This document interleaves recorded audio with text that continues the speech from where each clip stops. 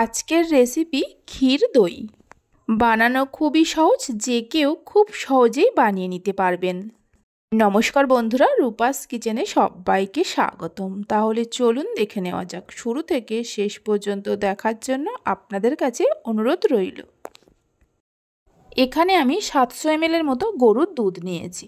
দুধ যখন হালকা গরম হবে, দুধের মধ্যে দিয়ে দেব 1 বাটির মতো গুঁড়ো দুধ। এখানে প্রায় 150 গ্রামের মতো গুঁড়ো দুধ আছে। গুঁড়ো দুধের পরিমাণটা আপনারা চাইলে বাড়িয়ে কমিয়ে দিতে পারেন। গুঁড়ো দুধটা লিকুইড দুধের সঙ্গে খুব ভালো করে মিশিয়ে নেব, কোনো রকমের দলা না থাকে। এইভাবে গুঁড়ো দুধ দিয়ে দুধ জাল দিলে দুধটা খুব তাড়াতাড়ি ঘন হয়ে যায়। গুঁড়ো দুধটা ভালো করে মিশিয়ে নেওয়ার পর দিয়ে দেব 3টে এলাচকে থেতো করে নিয়ে। এবার এইভাবে নাড়তে নাড়তে কিছুক্ষণ জাল দিয়ে দুধটাকে ঘন করে নিতে হবে। প্রায় 7-8 মিনিট সময় ধরে দুধটা জাল দিয়ে নিয়েছিলাম। দেখুন দুধ আগের থেকে অনেকটা ঘন হয়ে গেছে। এই সময় দুধের মধ্যে দিয়ে দেব 1 মুঠো গুড়ের বাতাসা। বাতাসার পরিবর্তে চিনিও দিতে পারেন, তবে গুড়ের বাতাসা দিলে দইয়ের কালারটা খুব সুন্দর আসে।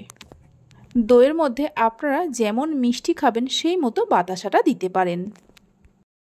দুধের মধ্যে বাতাসাটা ভালো করে মিশিয়ে নেওয়ার পর আরও কিছুক্ষণ জাল দিয়ে দুধটাকে ঘন করে নিতে হবে, মানে দুধের ক্ষীর তৈরি করে নিতে হবে।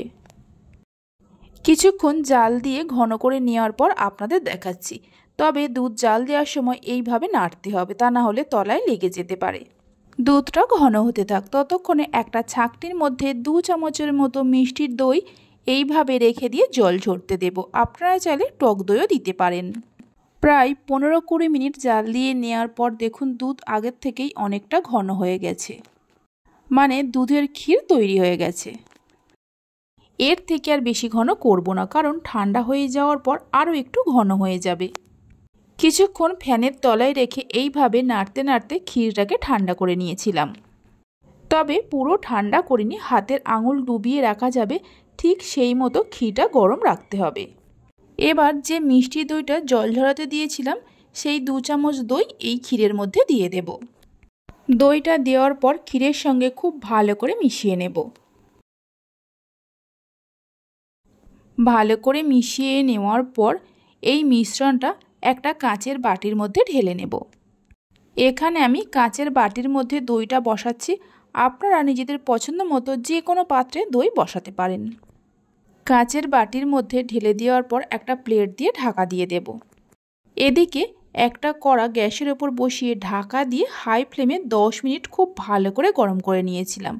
এই গরম কড়ার মধ্যে দইয়ের বাটিটা বসিয়ে দিয়ে একটা মোটা তোয়ালে দিয়ে ঢাকা দিয়ে রেখে দেব 7 থেকে 8 ঘন্টার জন্য। 8 ঘন্টা পর ঢাকা খুলে দেখাচ্ছি, দেখুন দইটা কত সুন্দরভাবে বসে গেছে।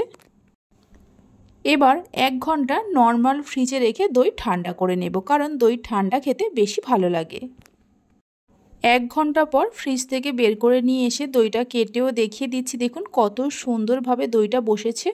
রেসিপি ভালো লেগে থাকলে অবশ্যই একটা লাইক করবেন, বন্ধুদের সঙ্গে শেয়ার করবেন। ভালো লাগলে চ্যানেলটি সাবস্ক্রাইব করে পাশে থাকা বেল আইকনটি প্রেস করবেন নতুন রেসিপির আপডেট পাওয়ার জন্য। তাহলে চলুন ভিডিওটা আমি এখানেই শেষ করছি। আপনারা সবাই ভালো থাকবেন, সুস্থ থাকবেন। ধন্যবাদ।